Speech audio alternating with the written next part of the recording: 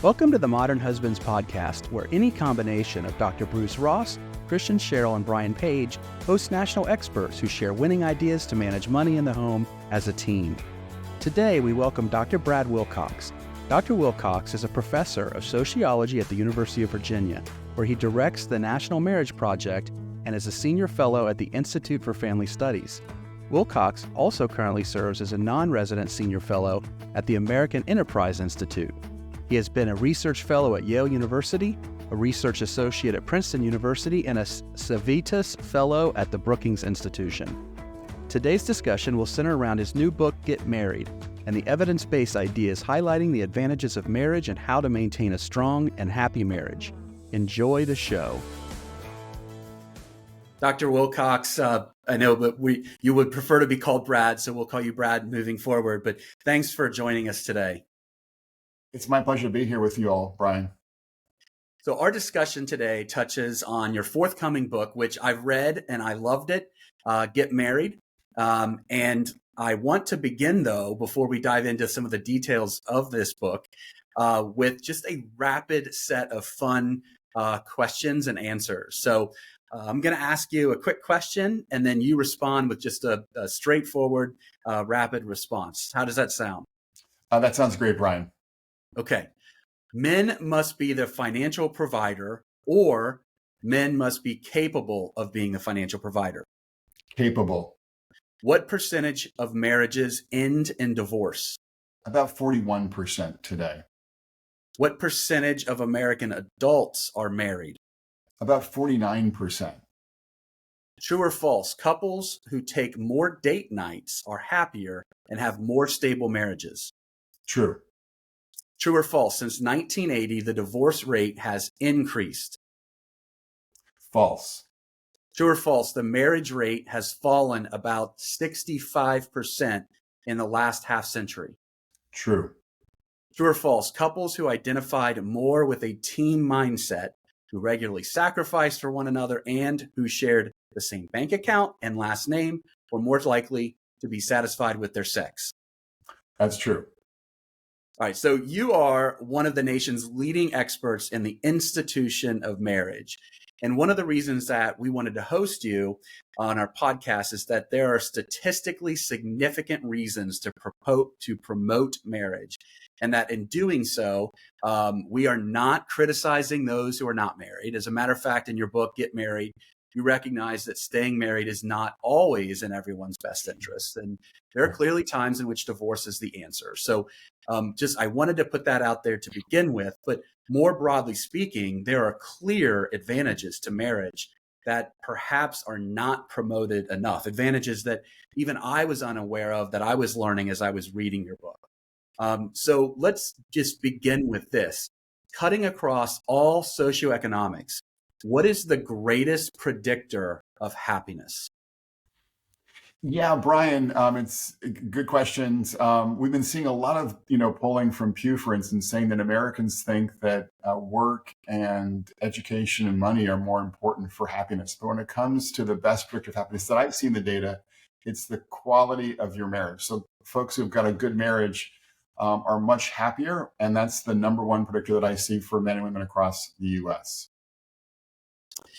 So with that said, we want to dive deeper into understanding, who really are like the masters of marriage. In other words, like what groups of folks are at the lowest risk of divorce? So it's important so in the book, I talk about the masters of marriage, and those are folks who generally have, reasonably good, happy marriages, and folks who have a low risk of divorce. And those four groups are Asian Americans, religious Americans, college educated Americans. I call them strivers in the book. And then surprisingly, conservative Americans. I didn't intend to include them as kind of a separate group because I thought that'd be kind of more of a religion story. But even when you include religion in the statistical models, you find that conservatives are more likely today to be married and to be happily married. So I included that fourth group, conservative Americans. Now, when it comes to marital stability, though, it's particularly the case that Asian Americans, religious Americans, and college educated Americans enjoy especially stable marriages today. So there's a bit of a subtle story there in terms of stability is more about either being Asian, religious, or college educated. And then marital happiness is more about being conservative, college educated, or religious. The Asian Americans don't stand out as much on the marital happiness front, I think in part because they are more likely to sort of view their marriages as kind of crucial social institutions. And even when they're not happy in their marriage, they're more likely to sort of, stick it out for the sake of their kids, their sake of their family, and the kind of their kind of broader cultural commitments.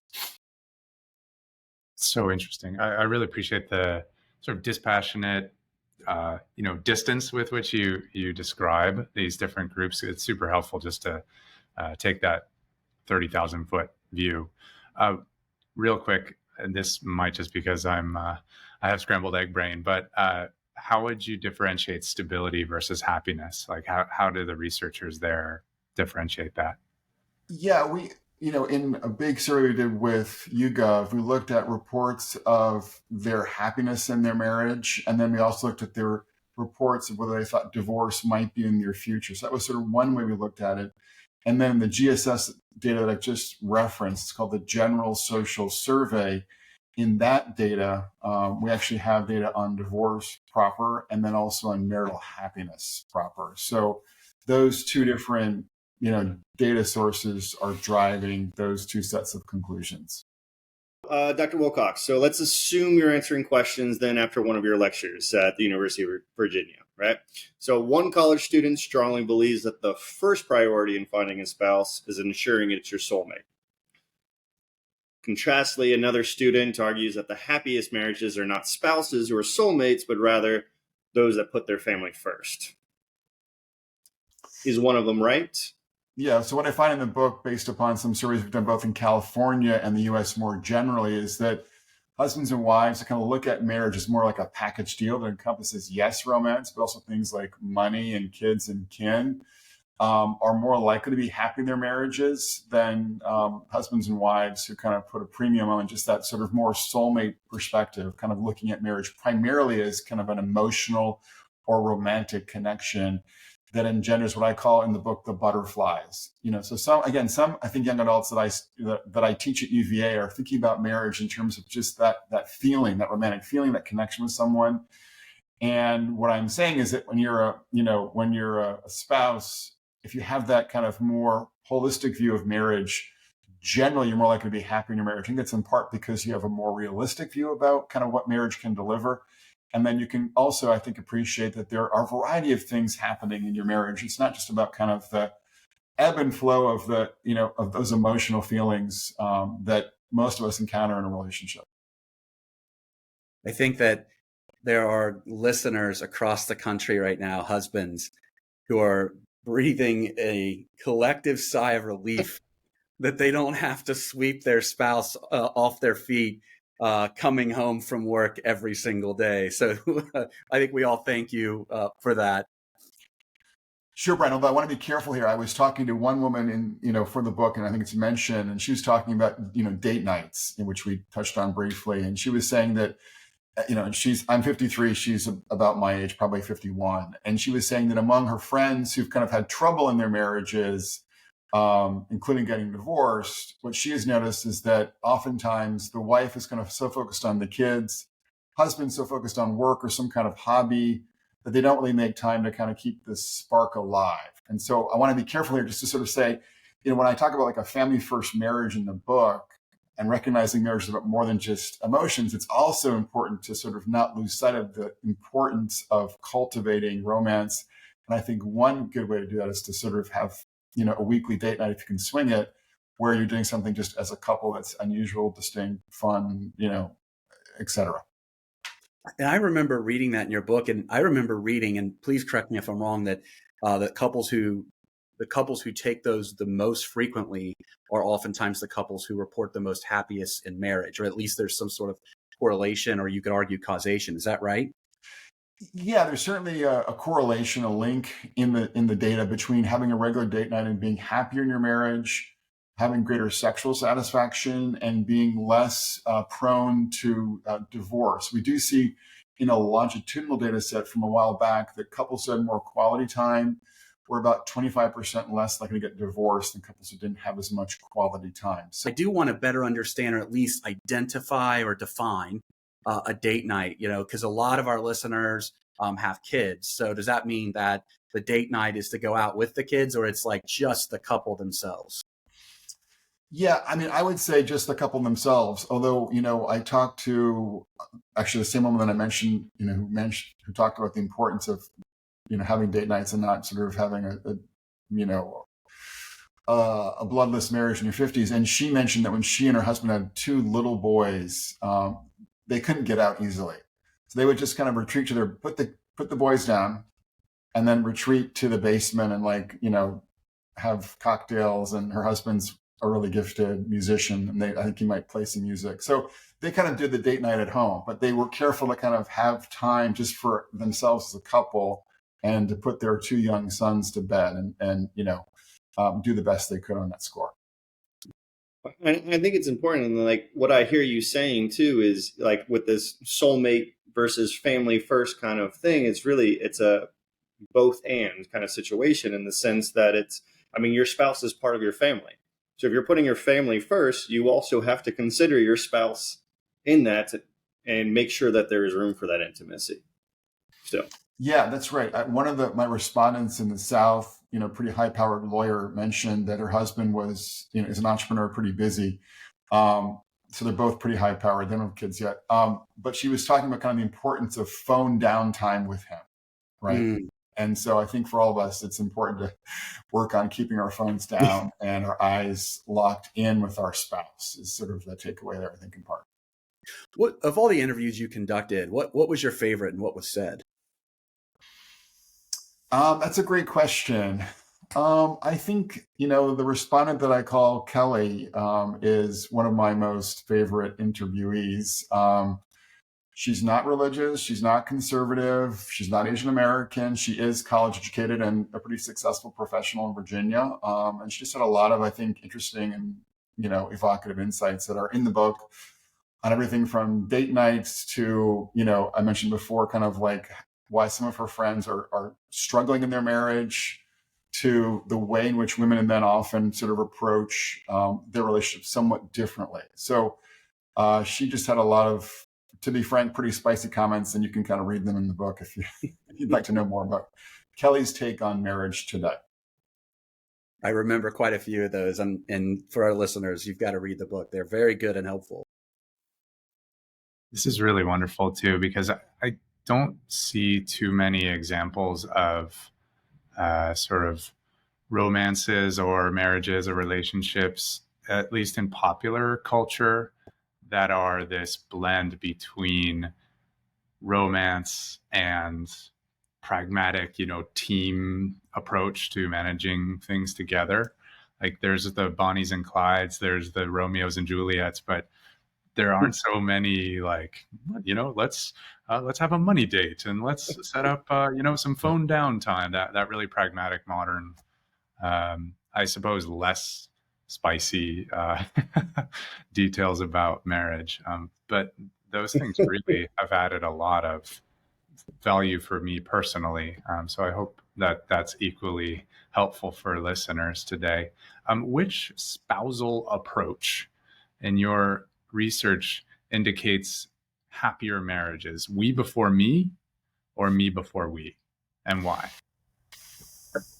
Yeah, so I have a chapter on communion in the spirit of communion in marriage, and begin by talking about our successful basketball coach at UVA, Tony Bennett, and he's got kind of this approach to coaching that is very much about teamwork.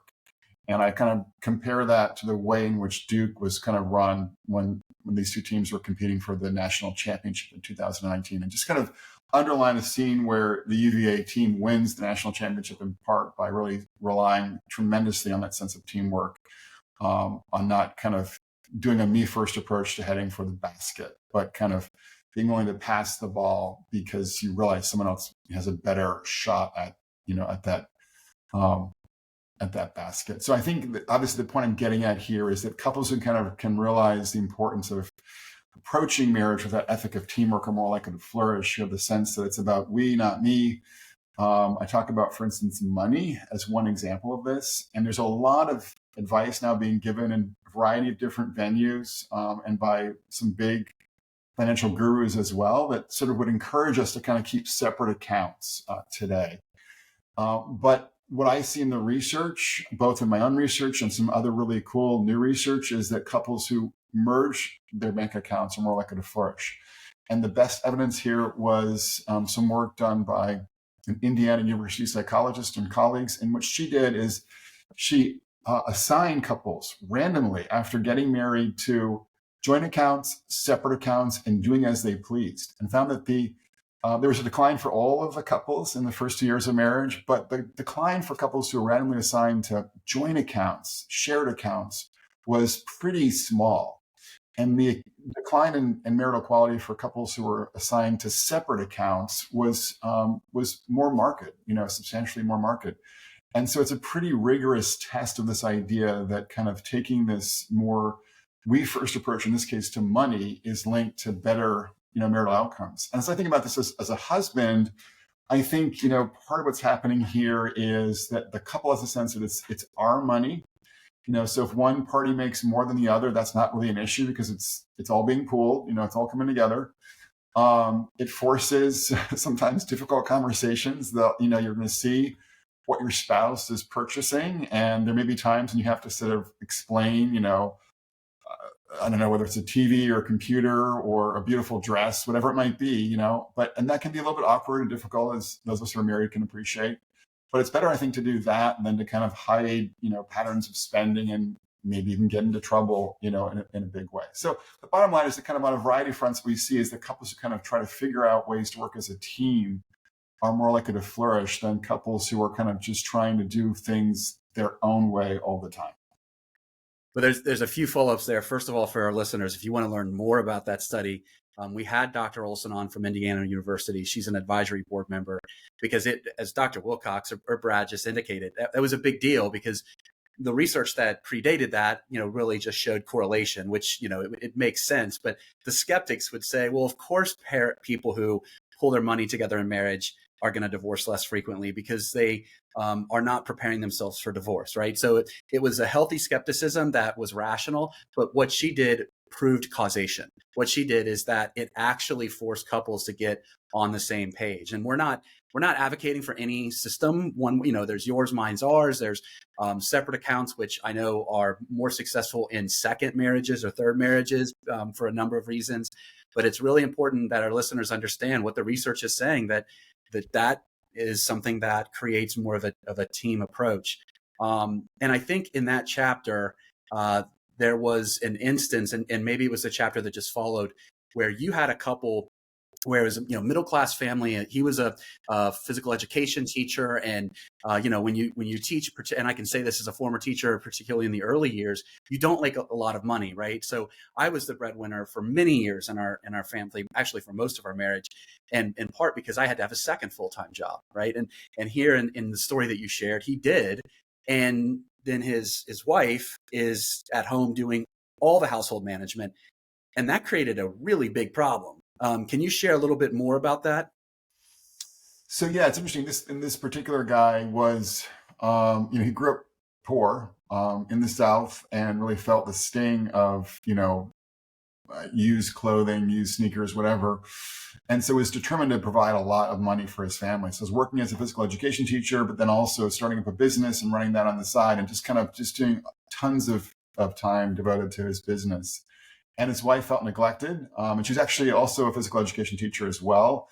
And so she ends up striking, up a friendship with, another staffer at the school. And that leads, unfortunately, to an affair. And there's obviously a lot going on here, but I think part of the story here is that we have to recognize that kind of an excessive focus on money and excessive focus on, providing financially for your family can have real downsides as well. Hey there, podcast fam. We'd love to hear from you. Please take this moment to rate and subscribe to our podcast. Your feedback fuels our passion to bring you more engaging content. And please text this episode to your friends. It's your support that can help us grow. Now back to the show. So last question. I know Dr. Ross has a question, but all of these really important approaches of a teamwork approach, which we highly advocate for at Modern Husbands, to operate as a team.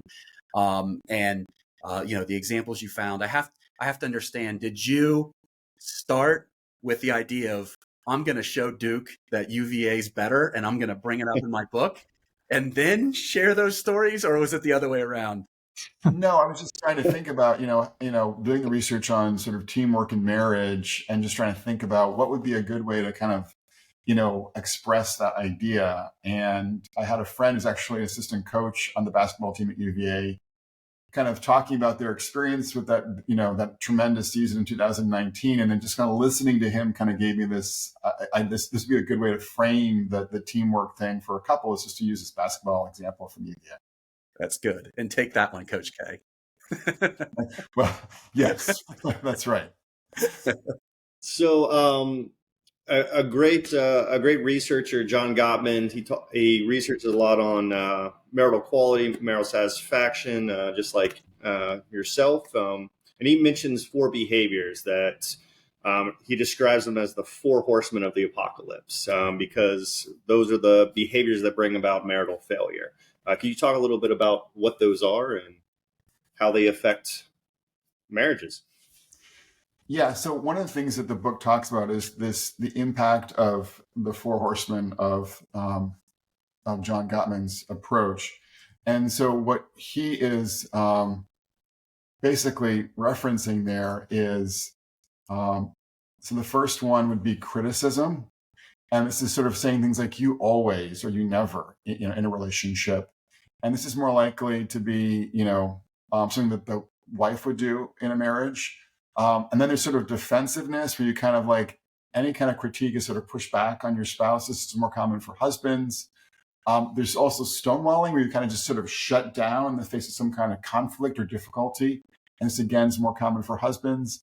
And then just contempt, where you kind of signal in one way or another that you have basically no respect for your spouse.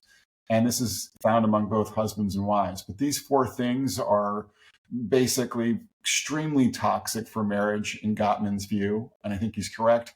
He also talks about the importance of having basically 5 positive interactions for every 1 negative interaction, in a romantic relationship and in a marriage as well. So these are kind of some what I call kind of like the micro behaviors that are linked to more successful marriages, in the U.S. Is that what you're looking for, Bruce? Yeah. And so did you see that kind of playing out in your own research on happier marriages? I do look at kind of in the data just the importance of things like attentiveness and affection and higher quality kind of conflict, which sort of intersect with those kinds of observations. And what I see in the data that I look at is consistent with Gottman's overall perspective. But I'm also kind of arguing in the book that we need to kind of recognize that there are these, 4 masters of marriage, and that we can't kind of just think about marriage in terms of like the more micro interactions between a couple.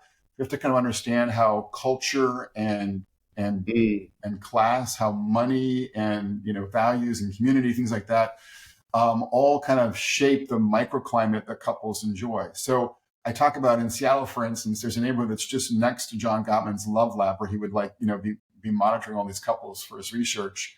It's a very affluent neighborhood in Seattle, and there's a high share of 2-parent families. And then just a few miles south of his Love Lab in Seattle, there's a neighborhood with lots of single-parent families.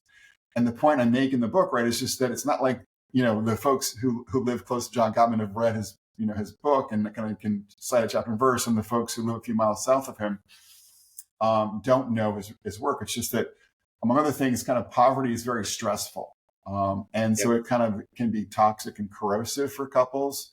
Likewise, having, secure work, like I talk about in the book, having a house that you own together, having a decent sized bank account, these things tend to act like material glue between couples that helps bind them together and minimizes the stresses that could drive them apart. So I'm just saying, that's important to recognize they're both these sort of relationship advice pieces that Gottman talks about that are helpful. but just to realize too that there are these other broader factors in people's lives that kind of, impinge on the quality and character of their marriages as well. And what I really appreciated as I was reading your book is, and let's start with this, that you're simply just sharing the data, but you're also sharing the data as someone, if I remember correctly, raised by a single parent. Is that, yeah? I mean, it's not like you're diminishing the value and the super courage and I know so many super parents who are single parents because that for reasons that are out of their control. And it's for me, I just find it fascinating that they're able to do it all. But that doesn't mean that, that's necessarily an outcome that we all desire, right? I mean, they were just put into a position where they had to do it all. But as I was reading the book and as you're sharing these things, and I want to get back to contempt with Gotham, that the last C that you shared, the last quality, but or the last concern, is that statistically speaking, married couples have significantly more wealth than cohabitating couples. It's not even close. And we have that data on our website at modernhusbands.com. It's not even close. And as you shared in your book, and other researchers saying the same thing, it's oftentimes because you're working toward a common goal and you're supporting a family unit, and that all of a sudden men in particular are positioning themselves to recognize that I need to now be a provider for more than just myself, right? It's other people. Right. Where I'm going with this is that if I recall, contempt is what is the underlying emotion that is most commonly associated with leading to divorce. And then in your book, you brought up this emerging trend of house husbands. And again, modern husbands, every situation is different. And so every relationship is going to have its own unique way to work well. But you clearly define that as somebody who's just literally not working, and they are, not financially capable of being the provider, right? There's a difference between being the provider financially and being capable. And that led to some issues. Can you share what those issues were, who were shared to you in interviews by feminists? Yeah. So Brian, and just to be clear, so the women that I spoke to, I think that I didn't, on this particular question, may be self-identified feminists. I'm not entirely sure, but there's certainly women who are, doing well at work and, independent financially in some ways. But yeah, what's striking in the data in part is that when it comes to marital happiness for married moms, they're less likely to be happy if their husbands are not working full time. And what I also found that was it doesn't really matter kind of who's earning what in terms of if he's earning 60% or 30% or she's earning 100% or she's earning like 60% or 0%. For married moms, what was kind of important for them was having a husband who was, working full time. And that was sort of part of the story. But then also what I saw among a lot of working class and lower income couples were situations where she was working more than her partner or husband, and earning more money, and doing a lot more when it came to housework and childcare. And so she's bearing all these loads in the relationship. And this is really frustrating for her. And so you do see this pattern just across the society today, much more prevalent. And it's, unfortunately also more prevalent among kind of working class and poor couples than it is among more educated and more affluent couples, in some ways, not surprisingly. So what I'm suggesting and kind of listening to couples and seeing, dynamics, listening to women, is that there's frustration that we are seeing, a decent minority of guys kind of floundering in the labor force. And they're not making up for it on the home front. And it's kind of a double whammy is basically what you see. And this is stratified. And so I think, one of the messages in the book is we need to kind of figure out ways to sort of, I think build men up across the board, but particularly, young men who may not have the benefit of growing up in a home with, a father who was kind of present, engaged, and kind of a good model. And then also recognizing too that a lot of these trends are stratified. And what that means is that young men, teenage boys who are traveling in certain circles are not surrounded by either fathers or friends who are really kind of on it when it comes to being there for their girlfriend, wife, the mother of their kids, on a number of fronts, both in the workplace and on the home front. And I'm so thankful that you brought up that these same men are oftentimes not doing their fair share of housework, or not supporting, as a teammate should, their spouse on the other end. I mean, that theme of teamwork, resonated with us. And as I'm reading the book, it was clearly coming about as a priority in a happy marriage.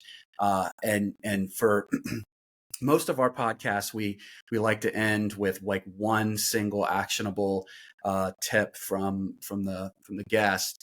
But this time we want to do it a little bit differently. So today it's going to be 5.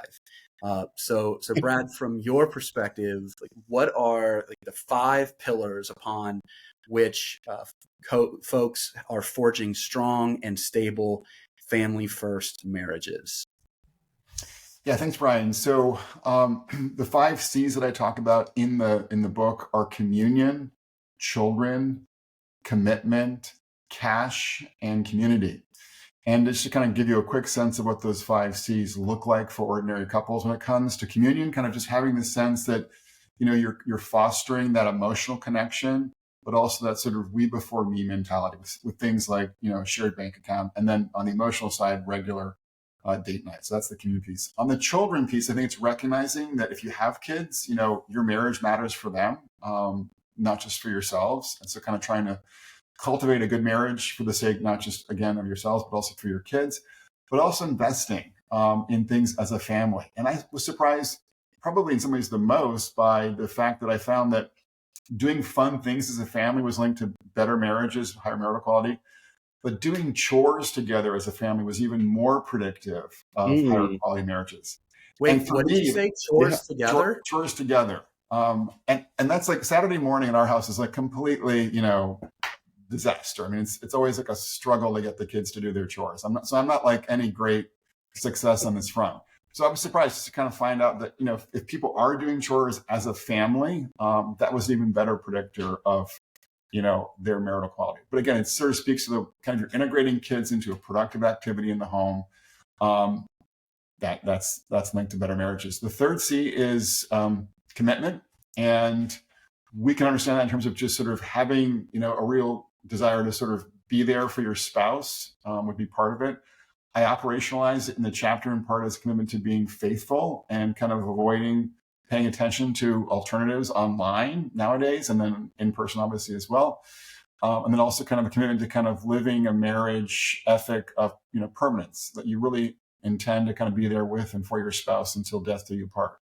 So commitment ends up being an incredibly important predictor of marital quality in my research and then other research as well.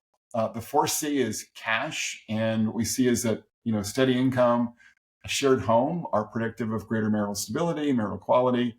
And then I think what might surprise some people is that it looks like men's full-time employment is an especially powerful predictor of both getting married in the first place and then staying married in the second place. So there's a research done by Sasha Killewald at Harvard indicating that when the wife loses her job, no effect on divorce risks.